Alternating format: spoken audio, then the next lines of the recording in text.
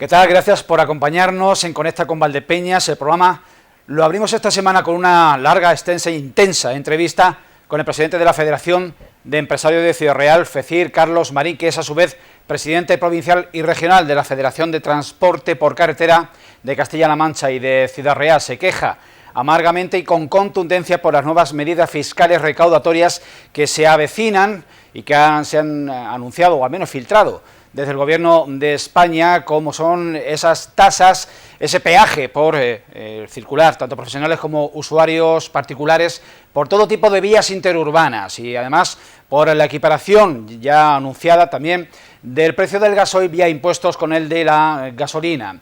Y cambiamos radicalmente de registro para pasar a un contenido cultural y solidario. En La Solana, la familia Torres Naranjo nos cuenta su experiencia, su proyecto denominado Kilómetros Solidarios. Son muy amantes, muy aficionados al mundo de los vehículos clásicos, de los vehículos antiguos, y han decidido alquilarlos, esos dos automóviles, esas motos de época, esas inclusive bicicletas de época, por un precio simbólico cuya recaudación irá destinada a algo así como 7 ONGs, organizaciones no gubernamentales para fines sociales. Y finalmente hablamos con Jennifer Bernal, autora del libro Una Más, que habla de los episodios graves, gravísimos, tremendos de malos tratos de una mujer en un país de aislamismo radical como es Yemen. Una Más, una recomendación también para la lectura en los próximos días. Y vamos a cerrar hoy Conecta con Valdepeñas con el paseo que hacíamos con nuestras cámaras en la noche del pasado sábado, vísperas del Día de Europa, donde algunas de las esculturas, monumentos urbanos más emblemáticos de la ciudad, la Puerta del Vino, la Garana, el Ayuntamiento, las letras corpóreas del canal, se iluminaron de azul, de una azul bandera de la Unión Europea. Vamos con todo ello.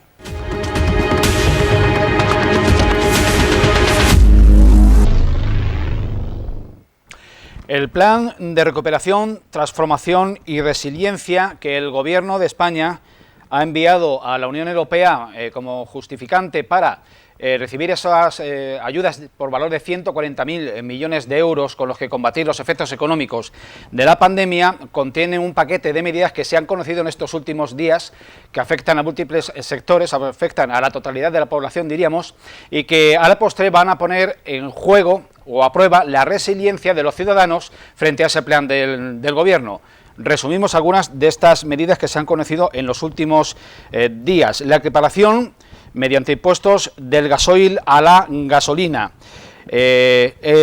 incremento del impuesto de circulación y de matriculación para ajustar las tasas a los estándares medioambientales, esto a partir de 2022, y la medida que recientemente más ha puesto en posición de prevengan a los profesionales y a los usuarios de las carreteras de nuestro país es la imposición de peajes a las autovías a partir de 2024, en 3 años. Tenemos en Conecta con Valdepeñas a Carlos Marín, que es el presidente de FECIR y también el presidente de la Federación de Transporte de nuestra provincia. Carlos Marín, buenos días, ¿qué tal? Buenos días, ¿qué tal? ¿Cómo estamos? Pues intentando asimilar y hacer la digestión de este plan de resiliencia del Gobierno. ¿Cómo ha encajado el sector del transporte? Primero, la subida de los impuestos al diésel, que se veía venir en los últimos años para equipararlo a la gasolina, y sobre todo esta imposición o establecimiento de peajes a las autovías. Recordemos, antes de que respondas, que una autoridad ya veterana como es el director general de tráfico, Pera Navarro, ha venido a decir en algunos medios que no es democrático que una abuelita que cobra 600 euros al mes y que no hace para nada uso de las autovías, le cueste lo mismo su mantenimiento que a un profesional o a un usuario cotidiano, diario, de estas vías públicas. En definitiva, Carlos, el sector en la provincia de Ciudad Real, ¿cómo acoge este paquete de medidas? Bueno, primero tengo que decir que es una total injusticia, y ya no hablo solo como presidente de los transportistas de Ciudad Real, sino como presidente de los transportistas de Castilla-La Mancha y miembro del Comité Ejecutivo Nacional de CTM. Llevamos advirtiendo hace mucho tiempo que todos los gobiernos, cuando les viene en gana recaudar más, cuando les viene en gana meternos la mano en el bolsillo, primero lo que hacen es mirar a la carretera. En la carretera estamos cansados de ser los paganos de muchas cosas, Lo de la abuelita es un buen símil, pero yo, por ejemplo, tampoco... el 86% de los transportes de mercancías de este país se hacen en camión, y el 80 y muchos por ciento de las inversiones que se hacen en infraestructuras de transporte se hacen en el tren, y nosotros utilizamos muy poco el tren. ¿Por qué tengo yo que pagar esas infraestructuras? Pues porque, entre otras cosas, las infraestructuras las pagamos entre todos. Los paga la abuelita, la mía, mis padres, los pagamos nosotros, los transportistas, y también pagamos esas infraestructuras de Renfe, de esos grandes corredores que se están vendiendo y que se están vendiendo con tantas inexactitudes, vamos a decirlo, y que al final lo pagamos entre todos. A los señores de Seopan, que es la gran patronal de la construcción, que no se nos olvide, la gran patronal de la construcción, no los constructores que están en FECIR, no los constructores que están en CECAM, no los que se dedican a la construcción y que son pequeña, grande y mediana empresa. No, estamos hablando de los grandes, de los que hacen las grandes infraestructuras. Le interesa que haya un pagano para las autovías, y han mirado hacia la carretera. Y en la carretera estamos ya cansados de ser los paganos. Si se nos suben los impuestos al gasoil, porque nos tenemos que asimilar o nos tenemos que igualar con Europa, si se nos sube y se nos pone la tasa, la famosa euroviñeta, que es la tasa por circular por autovías. Ahora ya estamos yendo un poquito más allá. Nos hemos envalentonado y ahora ya estamos hablando ya también de carreteras provinciales, comarcales, nacionales. Nos hemos envalentonado un poquito más y hemos ido ahí. Lo que se hace es arruinar completa y absolutamente a los transportistas de este país. Arruinarlos. El coste del gasoil es el 34% de nuestros costes. Si además le añadimos otro coste por circular en las autovías, se está hablando de 1 céntimo. Ellos hablaban, el Seopan hablaba de hasta 19.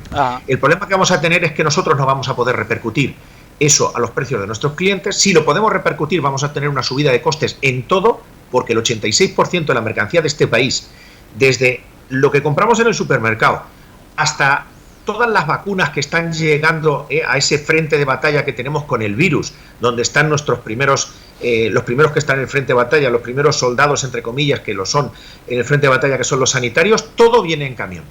Nosotros durante la pandemia parece que ya habíamos dejado de ser villanos y nos convertimos un poco en héroes, ¿no? Los que llevaban esa munición al frente de batalla. Ahora vuelven a mirar otra vez al transporte y se están equivocando. Y les hago una advertencia seria, y una advertencia, insisto, desde Ciudad Real, desde Castilla-La Mancha y desde la Confederación Española de Transporte de Mercancía a nivel nacional, que preside la Mesa Nacional del Transporte, el Comité Nacional de Transporte. Como sigan así, vamos a parar. Vamos a parar. Y si paramos, porque nosotros no somos organizaciones huelguistas, dejaremos los camiones en nuestras bases hasta que lleguemos a un acuerdo. Y si dejamos los camiones en nuestras bases, ya sabemos todos lo que va a pasar. Sabemos todo lo que pasó esos días con el temporal Filomena, cuando no llegaron los camiones a los supermercados, lo que ocurrió. Vamos a parar. O sea, estamos cansados de que cualquier gobierno, cuando quiera recaudar, mire a la carretera. Estamos cansados. El 88% de nuestra gente es pyme, micropyme y autónomo. Es verdad que también hay grandes empresas, pero el 80 y muchos por ciento somos pyme, micropyme y autónomo. Y estamos cansados de ser los paganos, los nocivos, los que contaminamos, los que molestamos en las carreteras, pero también los que llevamos todas las mercancías que consumimos en este país a casa de cada uno de los ciudadanos de este país, o a los supermercados, o a los hospitales, o a las farmacias. Entonces, estamos cansados. No es el camino subir impuestos, no es el camino. No se recauda más por poner más impuestos y por subir el porcentaje de los impuestos. Se recauda más cuando el dinero se queda en manos de los ciudadanos, de los autónomos, de los empresarios, de los trabajadores. Se consume más. Y aunque se recauda menos en porcentaje, en volumen al final se va a recaudar más. No por subir el porcentaje del impuesto se va a tener más dinero, se va a recaudar más dinero por parte del Estado. Eso es así y eso lo hemos comprobado. Y no es el momento de mirar a la carretera. Si miran a la carretera va a dar un fuerte puñetazo encima de la mesa. Carlos, el sobrecoste que está teniendo tanto para la Administración Central del Estado como para las comunidades autónomas del mantenimiento de la sanidad a causa de la pandemia requiere más y mayores ingresos y sobre todo rápidamente. ¿En alguna medida creéis los empresarios que justificaría este paquete de medidas que estamos comentando, ese sobrecoste, ese gasto extraordinario, esa duplicación del gasto sanitario en nuestro país? Es que la mejor manera de recaudar más es que la economía funcione. Es que la mejor manera de recaudar más impuestos de sociedades no es aumentar el porcentaje de impuestos de sociedades, que puede evitar que las sociedades ganen más dinero el año que viene y puedan generar más puestos de trabajo y esos trabajadores puedan pagar más impuestos. La mejor manera es ayudar a las empresas y a los autónomos a que sigan creciendo, a que la economía se recupere, porque la mejor manera de recaudar en volumen es recuperar la economía, ayudar a los empresarios y autónomos, que somos los verdaderos generadores de puestos de trabajo, a generar más puestos de trabajo, y que al final, pues entre todos los que nos vayamos recuperando, esos trabajadores que recuperen su puesto de trabajo, ese autónomo que pueda abrir su negocio, esa empresa que pueda volver a crecer y que pueda volver a ganar dinero y a pagar más impuestos, entre todos tengamos más y paguemos más impuestos en volumen, no en porcentaje. Es decir, que si yo me quedo con el 50% del sueldo de una persona porque le estoy quitando impuestos, va a ser muchísimo menos que si me quedo con el 5% del sueldo de 100 personas porque tienen trabajo. Creo que es muy fácil de entender, lo que pasa es que hay veces que ciertos políticos no lo entienden. Si la economía va bien, si el autónomo funciona, si el autónomo trabaja, si los bares abren, si la empresa vuelve a crecer, vuelve a funcionar, vuelve a dar puestos de trabajo, los trabajadores vuelven a consumir, vuelven a tener su puesto de trabajo, habrá más ingresos en general que subiendo el tipo de impuestos. Pero eso es lo que no entendemos. Tener una recaudación estilo medieval, donde te quedas con el 50% o el 60% de lo que la gente gana, no es para recaudar más. Ahora, si hay riqueza, la podemos repartir entre todos. Si no generamos riqueza, lo que vamos a repartir es miseria. Hay un peldaño más en esta escalada impositiva que se centra en la tarifa eléctrica. En el mes de abril, y según la OCU, la Organización de Consumidores y Usuarios, la factura del mes de abril de la electricidad subirá de media un 11%. Es el abril más caro en los últimos años, tratándose de un mes históricamente barato en la producción de energía eléctrica. Bien es verdad que venimos de un ejercicio, el de 2020, en que la demanda de electricidad pues tiró por los suelos los precios. Pero comparando con los últimos 8 años es el abril más caro, y de nuevo repercute en las empresas, pero en el común de los ciudadanos. La verdad es que este intento de socializar el tema eléctrico y este intento de bajar las tarifas a las clases medias, que al final pues somos empresarios y trabajadores, pues no está funcionando. Pero es que tenemos que ser conscientes de lo que estamos haciendo, y tenemos que ser conscientes de que cuando hablamos de medio ambiente y hablamos de energía limpia y hablamos de energía que no emita CO2, pues estamos hablando también que dependemos mucho pues de los famosos molinillos, o dependemos mucho del sol. Si no hay aire, no se genera energía eléctrica a través de los molinillos, a través de los aerogeneradores. Es cierto que tenemos que ser conscientes, y lo somos muchos, de que hay que ir reduciendo las emisiones.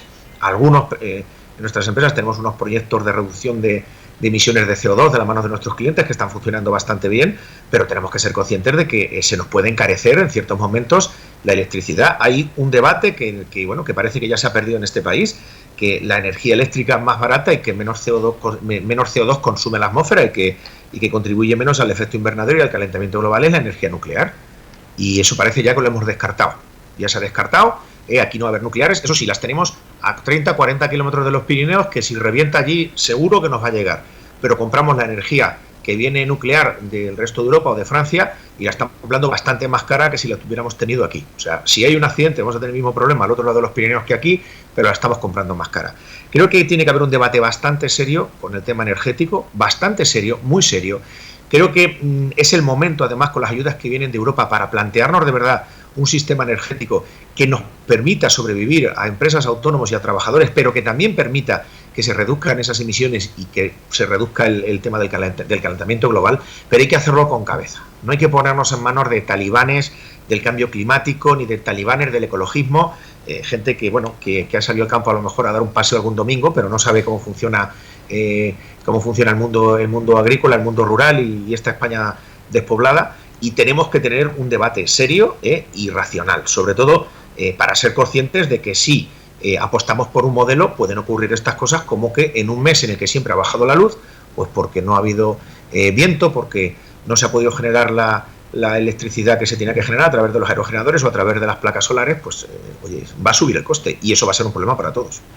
Carlos, permítenos que te preguntemos también en clave local. Aquí en Valdepeñas, población que tú conoces bien, acabamos de salir de un periodo de 15 días de situación de medidas de nivel 3 reforzadas, que han tenido cerrados, entre otros servicios, la hostelería, que es un sector muy preeminente en la economía local. ¿Te parece coherente que en esa medida de nivel 3 se haya dictaminado el cierre total y absoluto de la hostelería y, sin embargo, no se haya establecido el cierre perimetral del municipio, atendiendo, por un lado, a contener la fuga de vecinos a otras poblaciones y, por otro lado, pues a que, en fin, a que no haya una huida de usuarios de la hostelería hacia poblaciones próximas. ¿Te parece, repito, coherente el establecimiento de medidas de nivel 3 con la inexistencia de un cierre perimetral? Ayer mismo se manifestaban masivamente y desesperados los hosteleros de Valdepeñas, gracias a Dios, horas antes de que se les levantase esa medida de nivel 3. ¿Cuál es tu parecer? A ver, lo primero que tengo que decir que tenemos que tener respeto siempre a las medidas sanitarias que se tomen, y lo queremos hacer así porque la primera lucha que tenemos que ganar es la lucha contra el bicho. La mejor manera de luchar contra el virus es vacunar, como hemos dicho desde FECIR y desde CECAM y desde COE, pero también es cierto que no podemos, ni podemos, ni debemos, ni es así, echar toda la culpa y demonizar a la hostelería. Nosotros 10 días antes o 15 días antes de lo que pasó en Valdepeñas ocurrió en Santa Cruz. Toda la gente de nuestra zona hacemos vida en Valdepeñas y somos una comarca que nos movemos bastante. Lo que me parecía muy raro era que yo no pudiera tomarme un vino en Santa Cruz, pero me pudiera ir a tomarlo un poquito más para allá en la autovía Valdepeñas. Y ahora al revés, o sea, que no se pueda tomar allí y sin embargo me venga aquí y lo pueda hacer aquí. Hemos demonizado a la hostelería no tiene la culpa de lo que ha ocurrido, de hecho hay claros ejemplos como ha ocurrido en Madrid. Mi respeto, por supuesto, a las medidas sanitarias, porque lo primero que hay que hacer es contener el virus y contener esa presión sanitaria que podemos tener lo antes posible para evitar tener ninguna alerta sanitaria más, pero yo creo que hay muchísimo más descontrol cuando se hacen reuniones familiares o no familiares, y por ser muy franco, lo que ha ocurrido en mi pueblo, en Torrenueva, en Valdepeñas, ha habido más riesgo y ha habido más contagios en las reuniones que han hecho en las cocheras y en las parcelas que en los restaurantes. En un restaurante, cuando tú te sientas, cumpliendo con todas las medidas, lo primero que ha hecho el camarero, lo primero que ha hecho la gente que está allí, es desinfectar la mesa, desinfectar la silla, y por supuesto que vas a estar mucho más seguro y mucho más controlado en un restaurante que en una parcela o que en una cochera. Entonces yo creo que ahí sí tenemos que hacernos cargo de lo que le está ocurriendo a los hosteleros, y si les vamos a pedir un esfuerzo, que es que cierren, vamos a compensarles. No les vamos a dar ayuda, les vamos a dar indemnizaciones, como ha ocurrido en otros países, y es lo que nos está ocurriendo en el nuestro. Si le pedimos a la hostelería que haga un esfuerzo y que cierre, vamos a indemnizarles porque, insisto, ha habido más contagios, y lo sabemos todos, en otros sitios que en la hostelería. Bien, pues Carlos Marín, presidente de FECIR y presidente de la Federación de Transporte de Castilla-La Mancha y de la provincia de Ciudad Real, muchas gracias por entrar de nuevo y rápidamente a la llamada de Conecta con Valdepeñas, y suerte. Gracias a vosotros, suerte, un abrazo muy fuerte para los hosteleros de Valdepeñas, y oye, a ver si este fin de semana nos podemos acercar todos a tomarnos algo en los bares para echarles una mano porque lo necesitan. Desde luego que sí, seguro que sí. Nos vemos, Carlos, muchísimas gracias. Hasta luego.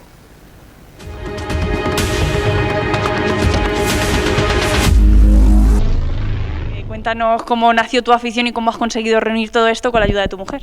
Pues desde hace ya muchos años siempre me ha interesado el tema del motor, tanto de coches como de motos particularmente, y íbamos a varias ferias, íbamos a varias concentraciones, sobre todo a ver, hasta que en un momento decidimos comprar el primer vehículo clásico, que es el primer coche que tuvimos en la familia, que es el SEAT 600.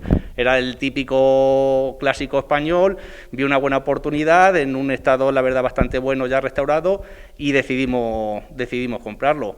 Y ya a partir de ahí, poco a poco, pues mirando un poquito, compramos una moto, compramos una bici, y hasta que hemos juntado ahí nuestra pequeña colección de vehículos antiguos. ¿Esto cuántos años me hablas?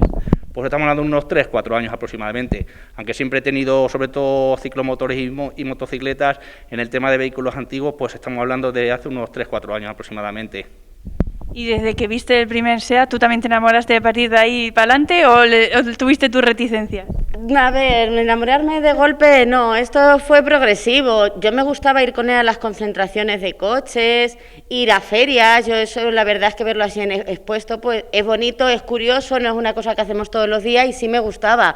Cuando me propuso primero lo del 600, si te soy sincera, de primeras creía que era una broma. Pero bueno, luego ya pues lo trajimos, estaba el coche en perfecto estado porque tenía una restauración completa de arriba abajo, y ya luego dijo lo de la moto hasta que ya llegó este último coche y ya pues, nos hemos embarcado en esta aventura. ¿Y cómo buscas para comprar y en qué te detienes para saber si luego les podréis sacar partido de algún modo? A ver, partido desde un principio no se han comprado los vehículos. Los vehículos siempre desde un principio se compraron para el disfrute familiar y tampoco creíamos que íbamos o pensábamos que podíamos llegar a organizar lo que presentamos la semana pasada, que es nuestro proyecto Kilómetros Clásicos Solidarios. Fue a raíz de comprar este vehículo de época del año 1928, cuando muchos conocidos y gente de aquí de La Solana nos empezaron a preguntar por la opción de podérselo alquilar para el tema principalmente de bodas. Y ahí es donde vimos un poquito que quizás podíamos tener algo de tirón y decidimos encauzarnos en esta aventura. Pero tú tienes trabajo y tú te encargas de los 2 niños que tenéis. ¿Cómo lo conseguís? Pues ahora mismo estamos un poco saturados porque llevamos varios meses trabajando bastante por las noches. Una vez que se terminan las cenas y los niños se acuestan, ponemos nuestra maquinaria a funcionar. Él con unas cosas, yo con otras y haciendo equipo, que es como pueden ir las cosas funcionando. Por ejemplo, estas motos, ¿cómo han llegado hasta aquí? Pues mira, tenemos el caso de este ciclomotor, que es un Vespino Piaggio de los años 90, típico ciclomotor de los jóvenes de los años 80, que fue mi primer ciclomotor y el cual tenía, la verdad, un poquito abandonado, pero estos días de pandemia decidí desmontarlo, pintarlo y restaurarlo, dejándolo en un aspecto totalmente diferente al que suele tener, pero como puedes ver prácticamente nuevo de todo, tanto de pintura como de motor, como de asiento, es decir, que está restaurado desde el primer hasta el último tornillo, ¿vale? Este vehículo no es tan antiguo, tiene casi 20 años, es una moto custom, pero es una moto que la tengo personalizada. Toda la pintura está hecha a mano, tiene asiento tipo bober, es decir, que es una moto, como dijéramos, más estándar, pero con un estilo custom. Cuéntame, ¿cómo has llegado tú a ellas? ¿De dónde las sacas para que lleguen hasta La Solana? Pues, por ejemplo, como te contaba, el ciclomotor es el que tengo de siempre. Por ejemplo, esta moto custom la compré en un estado bastante lamentable, de un señor mayor de Madrid que ya no la usaba, y fue cuando ya le dimos la restauración y la transformamos pintándola y todo para dejarla en el estado actual. Y por último tenemos la moto más antigua de la colección, que es una Bultaco Mercurio del año 1963, que también estaba prácticamente restaurada de todo, pero vamos, he tenido que tapizar sillín, hacer algo de cromados y se ha hecho también el motor completo, por lo tanto más o menos ha quedado también en un estado prácticamente nuevo. Manuel, me estabas contando que le dedicas mucho tiempo a buscar para encontrar una oportunidad, ¿no? Sí, como te estaba comentando, hay que buscar mucho y tampoco hay que lanzarse a la primera. Es mejor esperar la oportunidad indicada porque en este mercado puedes encontrar precios que parecen una ganga, pero que luego en realidad, si tienes que restaurar o tienes que transformar algo, te cuesta incluso mucho más dinero que el propio vehículo. Por lo tanto, hay que buscar mucho, hay que preguntar en foros del sector, que también los hay, y encontrar una buena oportunidad para hacer una compra. Y también bicis, o sea que no te dejas nada. Sí, ya cuando empezamos con el tema de coches y motos, vimos que para el tema de alquiler principalmente creíamos que podía ser un buen complemento y también empezamos a buscar algunas bicicletas. En este caso tenemos, por ejemplo, un tándem de 2 plazas que está fabricado artesanalmente con 2 bicicletas de los años 50. Tenemos una bici de mujer de la marca GAC, que será de los años 70 aproximadamente, también restaurada completamente. Y tenemos una bici inglesa de varillas que también será aproximadamente de los años 70. Todas, como podéis ver, están más o menos restauradas, están en buen estado, con los cromados y todo eso bien, y en perfecto funcionamiento. Y ya como último, como complemento, pues tenemos incluso 2 triciclos también de los años 70. Uno lo conseguí de una juguetería antigua que había cerrado y estaba nuevo a estrenar, y otro ha sido un regalo de unos amigos de mis padres, que se enteraron de la iniciativa, lo tenían guardado de sus hijas y también nos lo han regalado.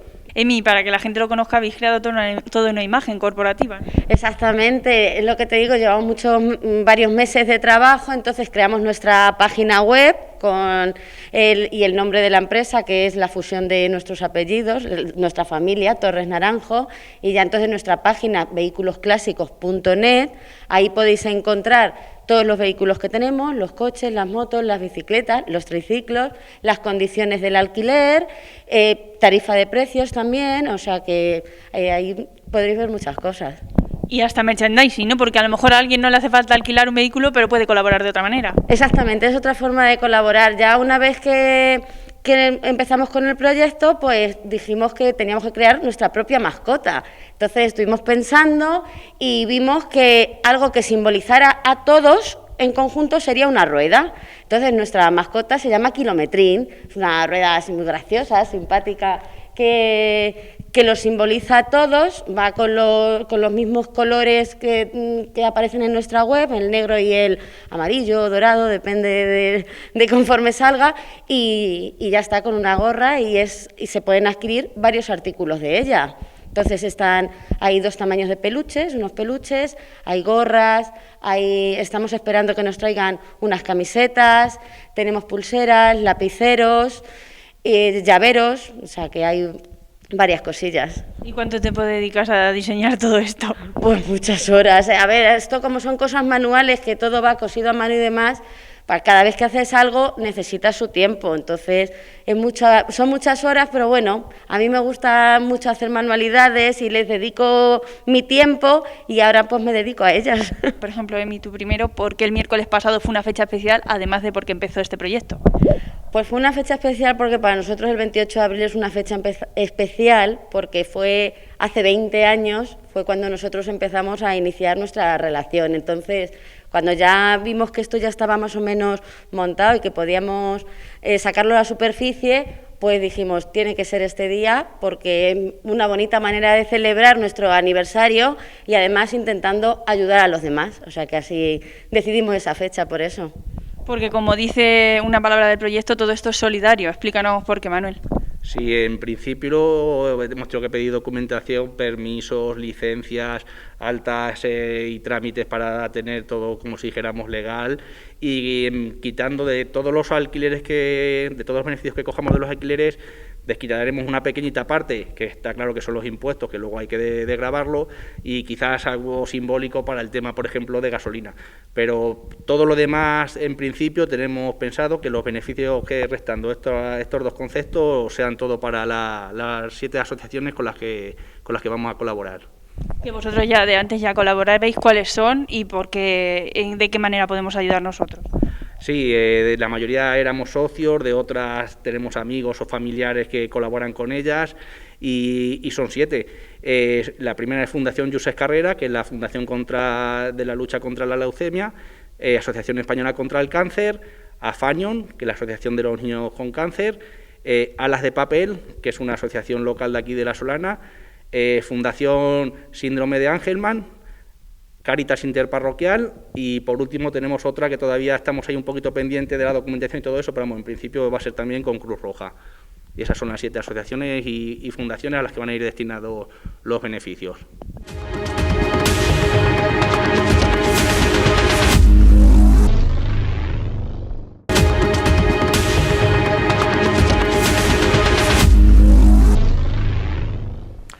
Una más es el título de una novela que relata las condiciones de vida de la mujer en países árabes como Yemen, países donde ser mujer es una situación de riesgo extremo a diario y donde se está pues, a años luz de poder alcanzar las cotas de igualdad que en Occidente tenemos en la actualidad.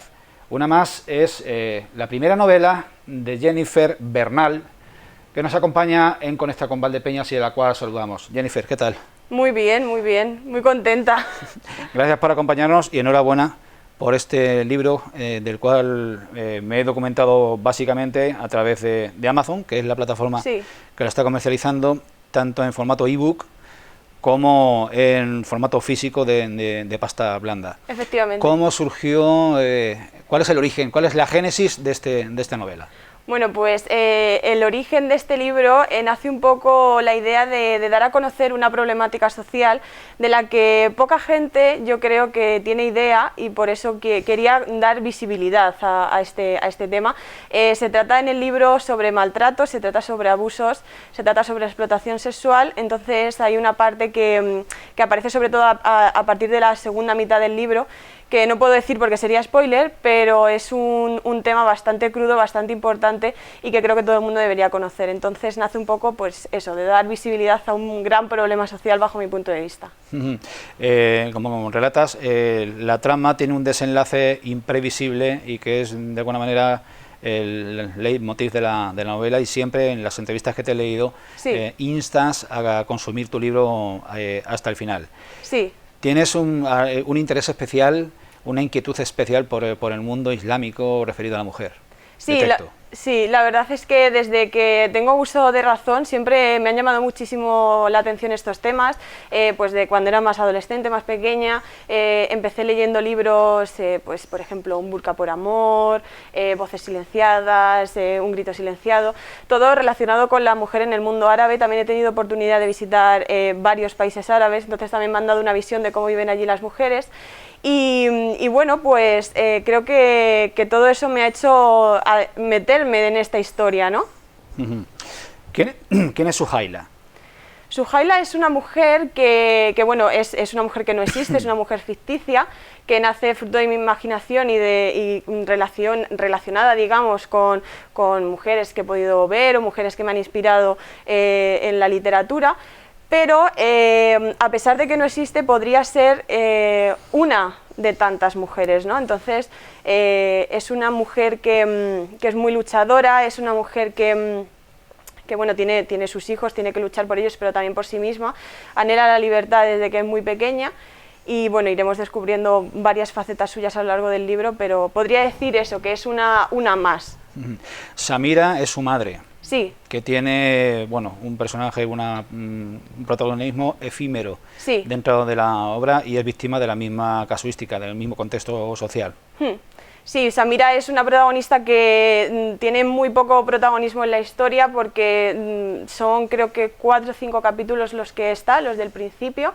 Luego, como ya se dice en la sinopsis, que claro, había que contar algo en la sinopsis, ¿no? Pero yo por mí no hubiese contado nada, pero sí tendrá muy corto recorrido porque una enfermedad arrolladora acabará con su vida. Y sí, también tiene mucho que ver con Suhaila, porque como te comentaba antes, al final la situación de muchas mujeres, bueno, de casi todas las mujeres en el mundo árabe, desgraciadamente, son muy similares, y lo que le pasa a Samira, las cosas que sufre con su marido, también las va a sufrir Suhaila. Marido es Farid, que es Sí. el prototipo del patriarca en países de un islamismo extremo, Sí. muy lejano del islamismo que se ve y que se vive en Europa, donde está integrado perfectamente. ¿Cómo describirías a este personaje? Siniestro, sin duda. Sí, totalmente. Es un personaje que a mí me costó, porque el libro está escrito en primera persona y está contado a varias voces. Entonces, claro, yo me tuve que meter en la vida de Suhaila, en la vida de Samira, en la vida de Farid. Entonces, a mí me costó mucho meterme en su piel, porque yo no comprendía cómo puede haber personas así, ¿no? Entonces es un personaje, creo que ya lo ha leído bastante gente la novela, y es sin duda el personaje más odiado, que se ha llevado, vamos, la chapita de personaje más odiado. Es un personaje cruel, es un personaje que tiene unas ideas muy malvadas en la cabeza, hace todo lo posible por su interés, y si tiene que llevarse a quien tenga que llevarse por delante, no le importa. Lo has editado en régimen de autopublicación dentro de Amazon. ¿Cómo llegaste a esta plataforma? Sí. ¿Cómo te acogieron? Pues la verdad es que bastante bien. Me habían hablado muy bien de la autopublicación por Amazon, porque al final tú, cuando te decantas por la autopublicación, tienes que, dependiendo donde sea, ¿no?, tienes que pagar por unos ejemplares, tienes que hacer, digamos, una inversión previa. Y con Amazon no, con Amazon es pedido bajo demanda. Entonces, si tú ahora mismo pides el libro, te lo hacen a ti. Entonces no hay stock. simplemente se van imprimiendo según vayan llegando los pedidos, y eso hace que tú no tengas que deshacerte de un dinero previamente, ¿no? Ellos se quedan con un porcentaje y demás, y bueno, luego a ti otro porcentaje, eso ya lo sabemos. Y a la plataforma llegué por oídos de mucha gente que había publicado, que le había ido muy bien con Amazon y que también era muy fácil porque te daban facilidades a la hora de maquetar, a la hora de hacer la portada y demás. Y tiene una plataforma que se llama KDP, que ahí tú tienes pues tus informes de ventas, de la subida del libro, de cuándo quieres sacarlo, etcétera. De todas maneras, todo el trabajo del contenido, de las páginas, la maquetación, la portada, etcétera, lo has hecho con tu pareja, o sea, habéis sido autosuficientes totalmente. Totalmente, siempre decimos que nosotros somos un equipo y sí, bueno, la portada la tenía súper clara desde que, bueno, sí, la verdad es que no recuerdo si fue justo antes de terminarlo o justo después, dije, vale, esta tiene que ser la portada, o sea, yo lo sabía claramente, y la fotografía la hizo una chica de aquí, una fotógrafa de aquí de Valdepeñas, que se llama Noelia, Noelia Fernández. Y la chica que hay de modelo en la portada es una amiga mía. Mi madre hizo el burka y la verdad es que bueno, al final salió súper bien, y la maquetación sí, la hicimos, nos basamos en otros libros que habían salido de editoriales y pues hicimos la maquetación acorde a, bueno, que se quedase lo más parecido a lo que podría salir de una editorial, ¿no? Hace escasas fechas llegaste a liderar el ranking de ventas de literatura dentro de la plataforma, no sé cuál sea el medidor, el baremo exacto, pero estuviste, además te dabas por sorprendida en otra publicación donde expresabas esto. Sí, yo me quedé fascinada porque, bueno, yo pensaba que, bueno, la gente lo iba a comprar, al final me siguen bastantes personas en YouTube y demás, y pensaba que el libro lo iban a comprar algunas personas, pero no pensaba que iba a ser tantísima gente. Y cuando bueno, porque claro, salió el miércoles 28 de abril, al día siguiente me levanté y bueno, miré Amazon y estaba el número 2 y 3, me parece que era de Sociedad y Cultura, estaba el ebook y el versión física, y luego, pasadas unas horas, se había posicionado el número 1 de primeros, o sea, de últimos lanzamientos, y claro, estar el número 1 junto con libros que yo leo y que yo soy como muy fan de esas autoras y autores, pues yo decía, esto seguramente que Amazon lo esté haciendo mal, esto no está pasando. ¿No te lo creías? Sí, no me lo creía. Eres periodista por la Universidad de Castilla-La Mancha, Facultad de Cuenca. Hace un par de años lideraste también un proyecto que se materializó en un reportaje cuyo objetivo era visibilizar la situación extrema también durante ya 40 años, más de 40 años, en el Sáhara Occidental, en esos campos de refugiados de Tinduf, en el desierto argelino. ¿Qué secuela personal te queda de aquella experiencia? Esa fue una experiencia bastante enriquecedora, la verdad, porque era la primera vez que me enfrentaba a un proyecto así. Sí que había viajado a varios países y tal, pero había sido como más, bueno, viajar, ¿no? De turista, pero esa vez fue muy importante porque además fuimos un equipo de personas, fuimos 100 personas con la Facultad de Educación de Ciudad Real, éramos 3 alumnos de periodismo que hicimos de cámara, hicimos el documental y demás, y para mí fue una experiencia inolvidable porque aparte de lo personal también aprendí muchísimo profesionalmente. Y muchas de las escenas que salen en este libro evidentemente están ambientadas en Yemen y la gente se va a imaginar las escenas en Yemen, ¿no? Pero algunos detalles como las noches estrelladas o el paseo de los niños al colegio, etcétera, sí que yo me inspiré muchísimo en esa experiencia porque cada día eran emociones diferentes y cosas nuevas. Entonces esa experiencia caló muy fuerte en mí y tiene mucho de este libro, o sea, mucho de esta experiencia de este libro. Si tuviera personalmente que apostar sobre la disyuntiva, ¿qué fue antes la escritora que la periodista o la periodista que la escritora? Yo diría, antes de que digas nada, que antes fue la escritora. Primero, ¿me equivoco? Yo creo que sí. ¿Me equivoco? No, que yo creo que llevas razón, no te equivocas, porque sí que es verdad que me gusta escribir desde hace mucho tiempo. De hecho, yo tenía un blog de esto cuando empezó todo lo de los blogs y escribía ahí, pues yo qué sé, pequeñas cosillas, ¿no? Y siempre me ha gustado muchísimo escribir y de hecho eso me llevó también a leer, y bueno, a leer, a escribir, escribir, a leer. Entonces eso también me hizo meterme en la carrera de periodismo, porque yo quería estudiar medicina, yo iba para cirujana, siempre me lo recuerda mi madre. Y yo quería estudiar cirugía, entonces algo totalmente diferente. Sí, así que yo creo que fue antes la escritora también. Una más, unas cerca de 400 páginas. Sí, 390. En la versión física que tenemos aquí, algo más de 15 euros. En la versión ebook, algo más de 5 euros. No, 4,99. En fin, merece la pena apostar también por los autores locales, no porque sean locales, sino porque a veces son buenos, a veces son bastante buenos y salen al mercado literario con una mente abierta y no anclada en el terruño, como es el caso de Jennifer Bernal. Yo, desde nuestra humilde posición en Televaldepeñas, instamos a la gente a consumir, a devorar este libro, que además hay una cuestión más: te has abonado a la fórmula de una lectura adictiva. O sea, provocas que en cada capítulo la gente tenga la necesidad de seguir leyendo. Sí. ¿Esto sale por sí solo por generación espontánea o requiere de sus destrezas, habilidades, etcétera? Están pensados los capítulos para que terminen y quieras leer el siguiente. Yo, cuando estuve planificando la novela, hice como una escaleta, digamos, ¿no?, que ponía, bueno, capítulo 1 va a pasar tal, tal y tal. Y yo sabía lo que tenía que escribir y tal, pero yo tenía que acabar el capítulo de tal forma que te diesen ganas de leer el siguiente. Y todos están pensados. Creo que hay uno que se queda pues más lineal, digamos, que es en mitad del libro más o menos, pero todos están pensados para que digas, Dios mío, que yo necesito que saber qué está pasando aquí. Bien, pues toda una experiencia que les instamos a compartir con nuestra jovencísima escritora de Valdepeñas, Jennifer Bernal. Toda suerte de triunfos en tu carrera, gracias, que se inicia ahora, y mucho éxito con una más, que ya lo vas teniendo por lo que te veo. Muchísimas gracias.